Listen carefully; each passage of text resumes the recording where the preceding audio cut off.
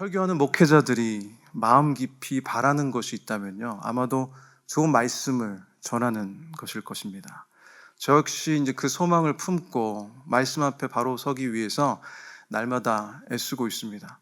아직 부족하고 갈 길이 멀게 느껴질 때가 많이 있지만, 그래도 저는요, 어떻게 하면 정말 좋은 설교자가 될 수 있는지 알고 있습니다.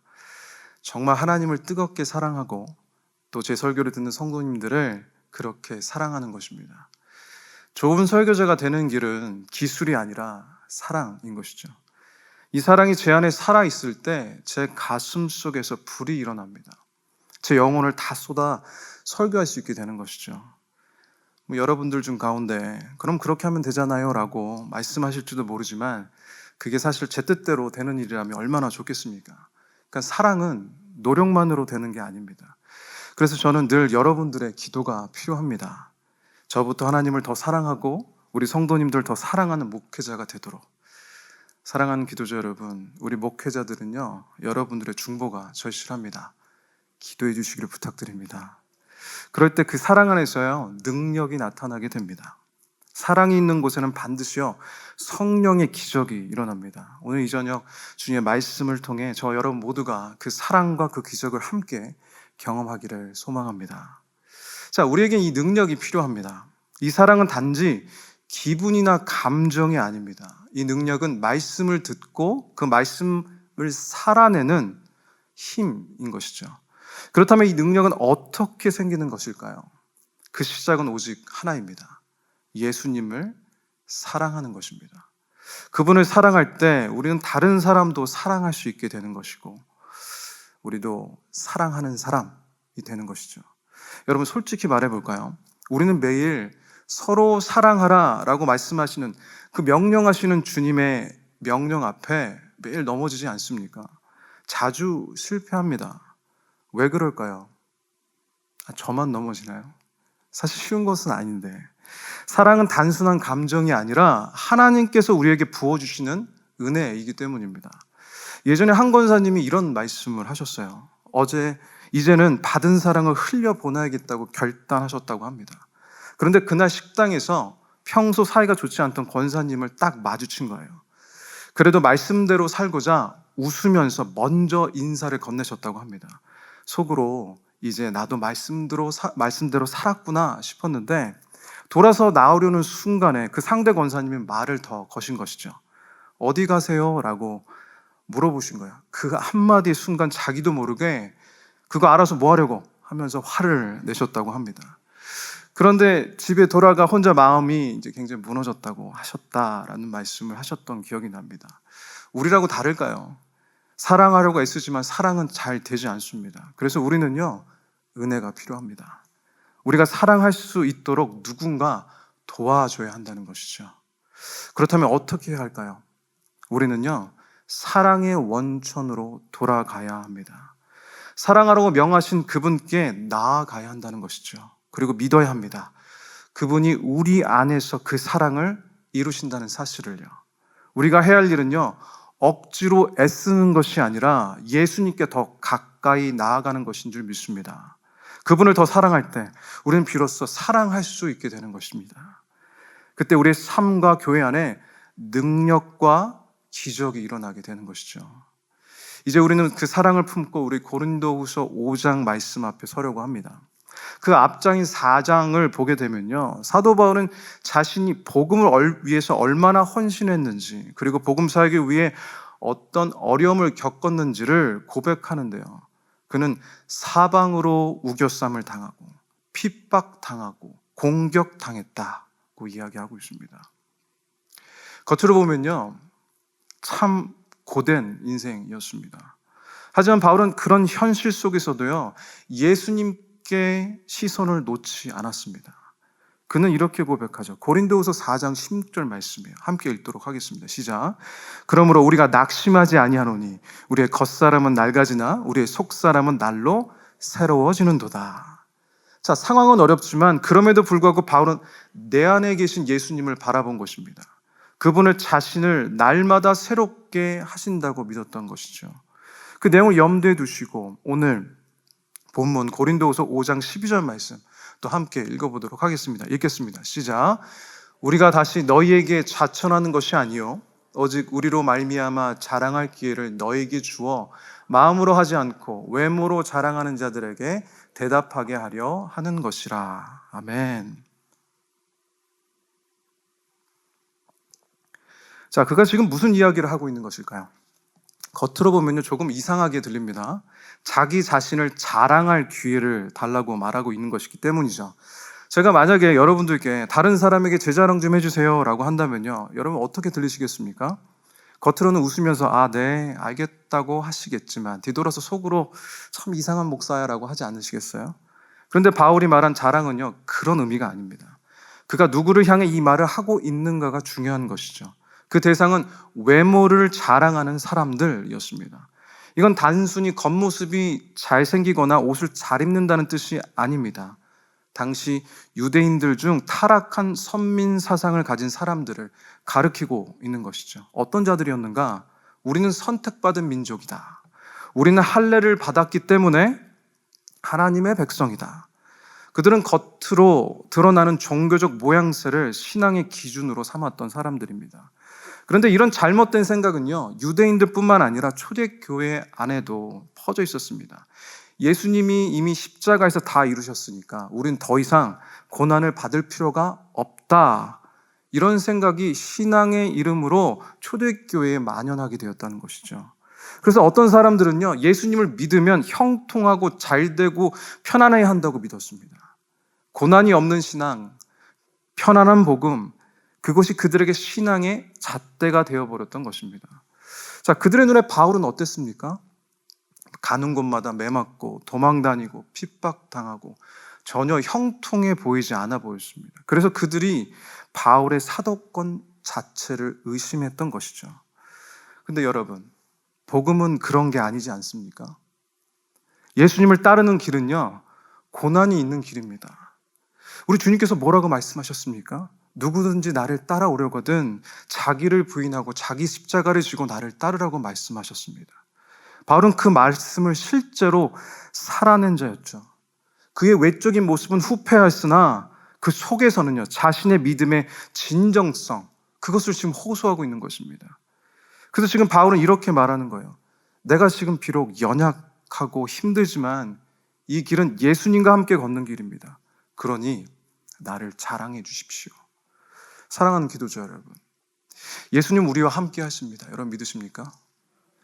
그렇다면 우리도 바울처럼 담대히 말할 수 있어야 합니다. 나는 지금 주님과 함께 걷고 있다. 이것이 바울의 확신이었고 그의 사랑과 헌신 그리고 열정이었습니다. 그랬기에 그의 사역 가운데요, 하나님의 영광과 기적과 이적이 가득했던 것입니다. 바울은요, 예수님을 사랑했습니다. 예수님을 위해 살았고 복음을 위해 목숨을 바쳤습니다. 그는 자신의 삶이 예수님을 따라가는 삶이라고 확신했던 것이죠. 그래서 담대히 말한 것입니다. 여러분, 나를 자랑해 주십시오. 오늘 이 말씀이요, 우리에게도 도전이 되기를 바랍니다. 우리 마음 가운데 울림이 있기를 바랍니다. 우리 안에도 이런 믿음의 선언이 있었으면 참 좋겠습니다. 자, 바울이 확신했던 것처럼 주님을 사랑하고 주님과 동행함을 확신하는 삶은 과연 어떤 삶일까요? 그리고 오늘 이 말씀 우리에게 무엇을 도전하고 있습니까? 오늘 함께 나눌 하나님의 말씀입니다. 첫 번째입니다. 예수님 위해 고난을 선택함입니다. 예수님 위해 고난을 선택함. 자, 우리 13절과 14절 말씀 함께 읽도록 하겠습니다. 13절, 14절 시작. 우리가 만일 미쳤어도 하나님을 위한 것이요 정신이 온전하여도 너희를 위한 것이니 그리스도의 사랑이 우리를 강건하시는도다. 우리가 생각하건대 한 사람이 모든 사람을 대신하여 죽었은즉 모든 사람이 죽은 것이라. 아멘. 자, 이 말씀에서는요, 사도 바울은 자신이 왜 그렇게 많은 고난을 당하면서도 포기하지 않았는지를 설명하고 있습니다. 내가 미쳤어도 하나님을 위한 것이요 정신이 온전하여도 너희를 위한 것이다. 이 말의 의미는 분명합니다. 바울은 말하는 것이죠. 내가 당하는 이 고난은 하나님을 사랑하기 때문이고 내가 감당하는 이 어려움은 사랑하는 성도들을 위함이며 복음을 듣지 못한 이방인들을 향한 사랑 때문이다라고 고백하고 있는 것입니다. 그래서 그 이유를 14절에서 이렇게 고백하고 있는 것이죠. 그리스도의 사랑이 우리를 강건하시는도다. 여러분, 이 말이 얼마나 강력한 표현인지 아십니까? 강건하다, 이 말은요, 억누르다, 밀어붙이다, 이끌어내다 라는 뜻입니다. 즉 바울의 인생은요, 그리스도의 사랑에 이끌려가는 인생이었다는 말입니다. 그 사랑이 그를 움직이고, 그 사랑이 그를 다시 일으켰고, 그 사랑이 그를 고난의 길로 자발적으로 나아가게 했던 것입니다. 이탈리아의 수도사이자 설교가였던 성 프란치스코에 관한 일화가 있는데요. 어느 날 그는요, 제자들과 동굴에 들어가서 기도하고 있었다고 합니다. 그때 예수님의 희생적인 사랑이 마치 폭풍처럼 그의 가슴을 덮쳐왔다고 합니다. 그는 감당할 수 없어서 동굴 밖으로 뛰쳐나가서 오랫동안 하늘을 향해 통곡하며 외쳤다고 합니다. 그 이후에 사람들이 찾아와서 무슨 일이 있었냐고 묻자 그는 이렇게 대답했습니다. 그리스도의 사랑이 나를 견딜 수 없게 합니다. 이 고백이 바로 바울과 같은 고백이라는 것입니다. 그 사랑이 너무 커서요, 그 사랑이 너무 강해서 가만히 있을 수 없었던 것입니다.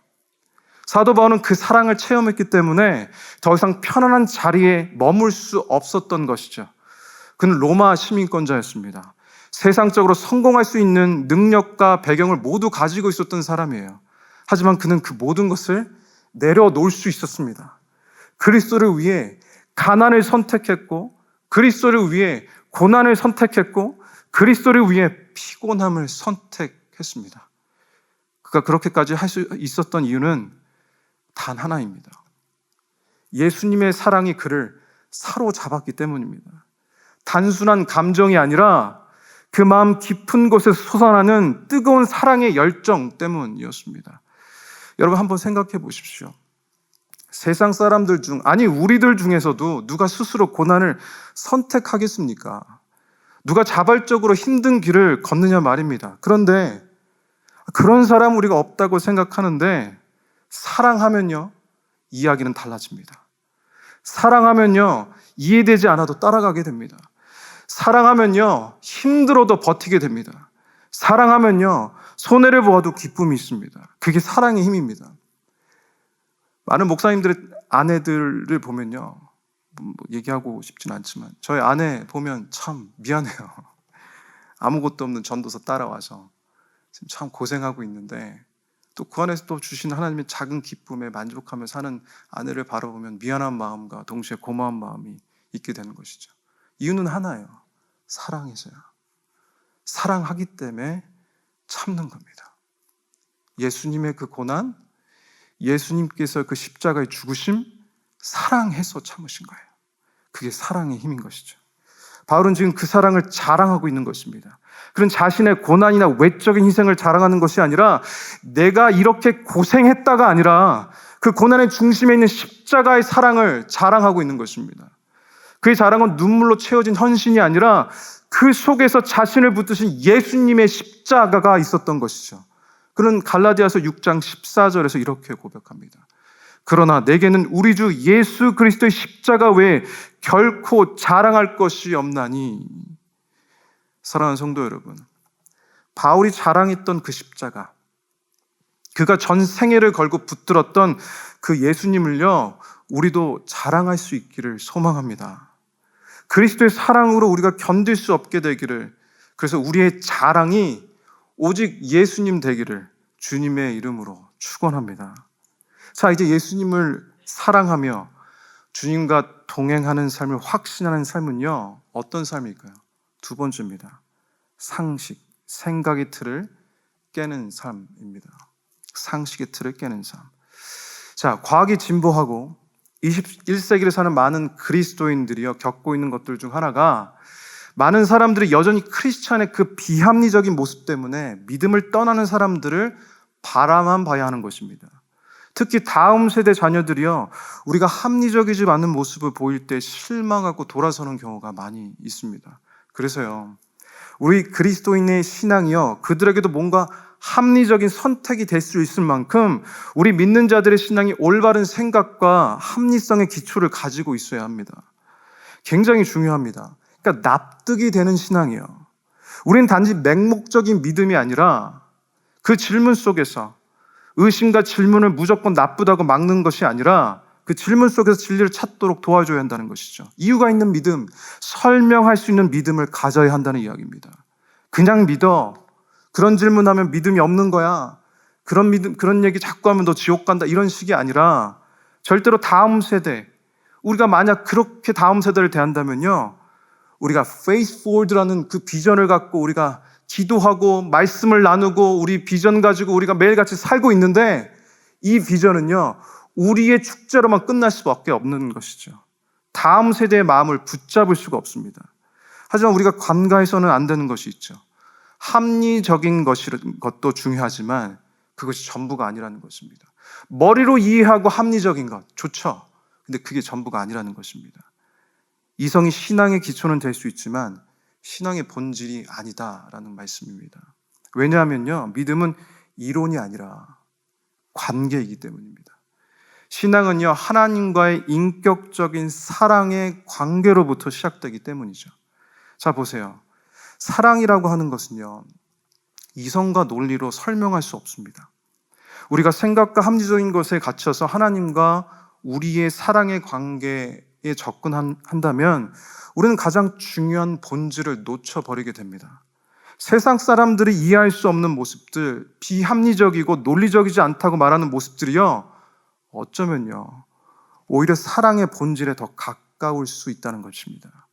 만약에 우리가 누군가를 사랑하면요, 평소에 내 모습이 아닌 모습들이 나오게 되지 않습니까? 평소에 굉장히 점잖던 사람이 말이 많아지기도 하고요. 또 자존심이 굉장히 세고 강하던 사람이 그 사랑하는 사람 앞에서 자존심 다 버리고 정말 눈물을 쏟아내기도 합니다. 그 상대방의 한마디 가지고 잠을 이루지 못하고 그거에 이불킥하면서 계속 그 생각을 하면서 밤잠 이루지 못하는 사람들도 있잖아요. 사랑 다 해보셨죠?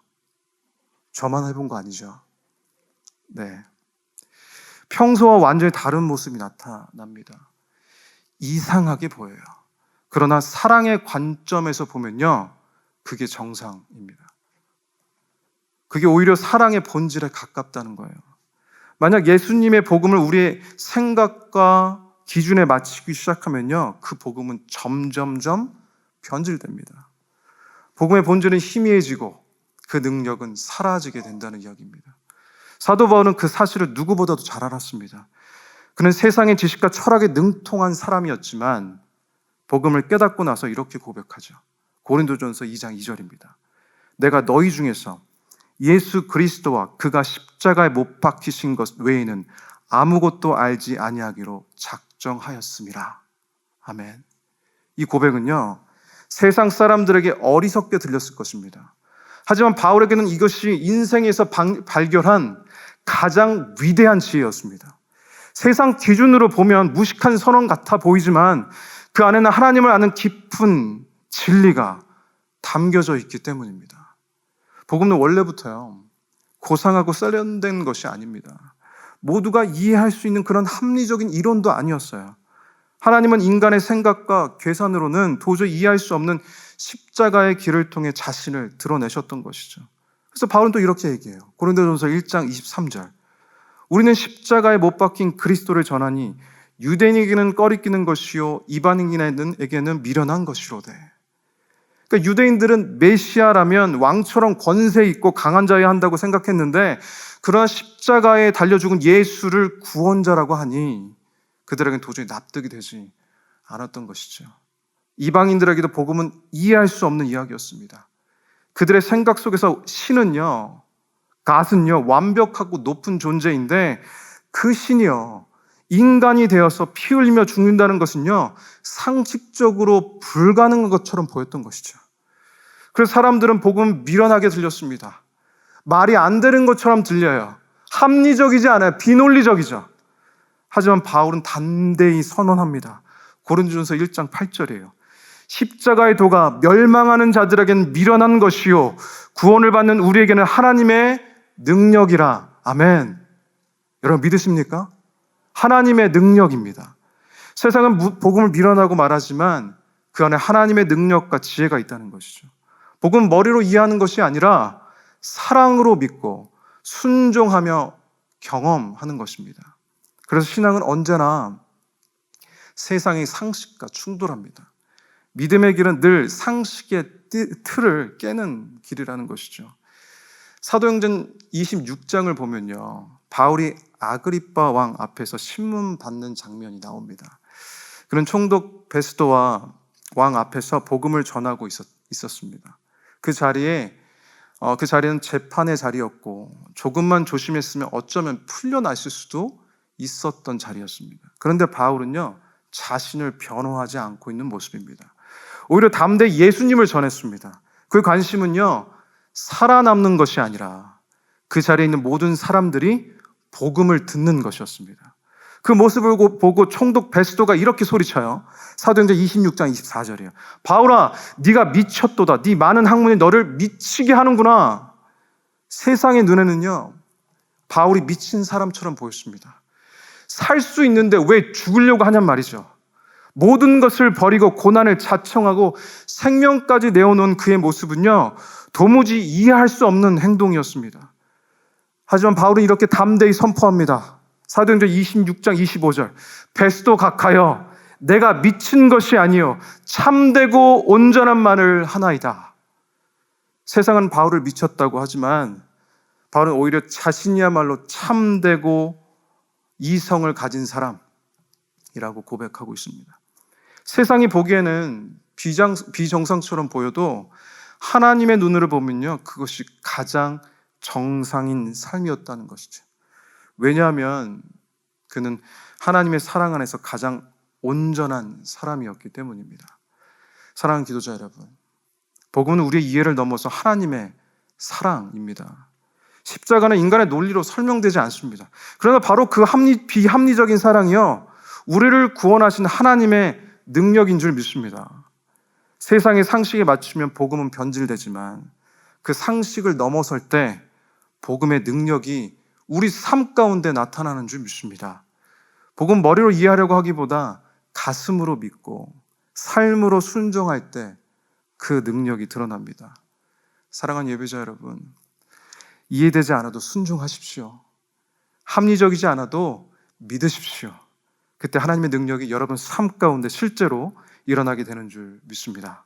상식의 틀을 깨고 그 복음의 본질을 아는 자들은 결국 어떠한 자리로 나아가게 되는가? 세 번째입니다. 삶의 목적이 바뀐 삶으로 나아가게 됩니다. 삶의 목적이 바뀐 삶. 우리 15절 말씀 한 목소리로 함께 읽도록 하겠습니다. 15절입니다. 시작. 그가 모든 사람을 대신하여 죽으심은 살아있는 자들로 하여금 다시는 그들 자신을 위하여 살지 않고 오직 그들을 대신하여 죽었다가 다시 살아나신 이를 위하여 살게 하려 함이라. 아멘. 여러분, 예수님께서 왜 우리를 위해 십자가에서 죽으신 줄 아십니까? 바로 그 복음의 결과가 무엇인지 여러분도 아십니까? 그것은요, 나 자신을 위해 살았던 우리가 이제 우리의 인생은 죽었고 십자가 달려 죽고 다시 살아나신 예수 그리스도를 위해 사는 인생으로 바뀌는 것, 바로 그것이 복음의 이유입니다. 복음의 결과라는 것이죠. 예수님을 믿는다는 것은 곧 삶의 목적이 바뀐다는 것입니다. 목적이 바뀌면 삶의 방향도 가치도 선택도 바뀌게 되는 것입니다. 그래서 예전의 기준으로 보면요, 이상하고 제정신이 아닌 것처럼 보이지만 새롭게 주어진 목적 안에서는 그것이 오히려 가장 정상적이고 본질적인 삶입니다. 자기 비즈니스 다 접고 선교 가시는 분들 보면요, 무슨 생각으로 가시나 생각이 들어요. 하지만 그가 결단하여 그렇게 선교지에 가서 복음을 열심히 전하고 눈물로써 그들을 품고 기도하며 그 자리로, 자기의 자리 맡기신 자리로 다시 돌아오면요, 하나님은 놀랍도록 그 비즈니스를 부어주시는 것을 우리가 경험하게 됩니다. 그렇게 하나님을 맡기고 하나님 앞에 나아가는 것, 내 삶의 목적이 바뀌는 것, 그것이 하나님 안에서 정상인 삶이라는 것이죠. 사도 바울은 바로 이 진리를 오늘 말씀을 통해 우리에게 전하고 있는 것입니다. 바울은 갈라디아서 2장 20절에서 이렇게 고백합니다. 우리 잘 아는 말씀인데요. 우리 한 목소리로 읽도록 하겠습니다. 시작. 내가 그리스도와 함께 십자가에 못 박혔나니 그런즉 이제는 내가 서는 것이 아니요 오직 내 안에 그리스도께서 사시는 것이라. 이제 내가 육체 가운데 사는 것은 나를 사랑하사 나를 위하여 자기 자신을 버리신 하나님의 아들을 믿는 믿음 안에서 사는 것이라. 아멘. 아멘. 오직 내 안에 그리스도께서 사시는 것이라. 이제 내가 육체 가운데 사는 것은 나를 사랑하사 나를 위하여 자기 자신을 버리신 하나님의 아들을 믿는 믿음으로 사는 것이라. 그렇습니다. 이제는 나를 위해 사는 것이 아니라 예수님을 위해 사는 것입니다. 여러분, 누굴 위해 살고 계십니까? 주님을 사랑하는 것이요 그리스도인의 삶입니다. 그리고 주님을 사랑하기 때문에 감당해야 할 것을 감당하며 헌신하며 사는 것이 우리의 부르심입니다. 정말 주님이 원하시는 삶이 있는데 그렇게 살지 않는 것이 오히려 비정상 아니겠습니까? 주님을 뜨겁게 미친 듯이 사랑하는데 세상의 상식과 계산에 맞춰 산다는 게 그게 정상일 수 있겠습니까? 오늘 바울은 바로 그 목적이 바뀌는 삶을 말하고 있는 것입니다. 사랑은 대충 하는 게 아닙니다. 어중간하게 미지근하게 상식선에서 계산적으로 하는 게 아니죠. 진짜 사랑은요, 내 뜻과 마음과 힘을 다해서 내 생명을 다해 사랑하는 것입니다. 그게 사랑의 정상입니다. 바울은 그 삶을 살기 위해 복음을 전했습니다. 그 삶을 살기 위해 핍박을 견뎠습니다. 그는 그리스도의 십자가를 통해 완전히 변화된 사람이었습니다. 그래서 그는 이렇게 말하고 있는 거예요. 이것을 자랑해 주십시오. 예수님의 십자가로 변화된 내 삶을 자랑해 주십시오. 이것이 바로 사도 바울의 고백입니다. 우리 주변을 보면요, 여러 가지에 미쳐있는 사람들이 많습니다. 드라마에, 취미에, 유튜브에, 게임에.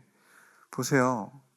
지금 이 시대는요, 열정을 쏟을 대상이요 너무도 많습니다. 그런데 정말 예수님을 위해, 복음을 위해 다른 사람들이 이해하지 못할 정도로 헌신하는 삶에 대해서는요, 우리가 너무 인색하지 않습니까? 예수님 때문에 손해보고 예수님 때문에 무시당하고 예수님 때문에 어려움 당하는 것, 그런 신앙이요 이 시대에는요 너무도 귀한 것이 되어버렸어요. 마치 옛날에만 있었던 것처럼 이제 그렇게 사는 것은요 너무 구식이 되어버렸다 생각하는 사람들 많이 있는 것 같아요. 우리는요 다음 세대를 위해 기도하고 있습니다. 하지만 우리가 정말 주님을 사랑하지 않고 주님께 미치지 않는다면요 예수님의 복음을 다음 세대에게 전할 수가 없습니다. 사도 바울과 같이 복음을 위해 열정으로 섬겼던 세대가 있었기 때문에 지금 우리 세대가 그 복음의 그 삶을 누릴 수 있는 거 아니겠습니까? 그 헌신이 있어야 다음 세대에게도 복음이 흘러갈 수 있는 것입니다. 우리가 이전 세대와 똑같이 하자는 말은 아니에요. 그러나 변하지 말아야 하는 한 가지가 있다는 것을 여러분 우리가 기억했으면 좋겠습니다. 그것이 무엇이겠습니까?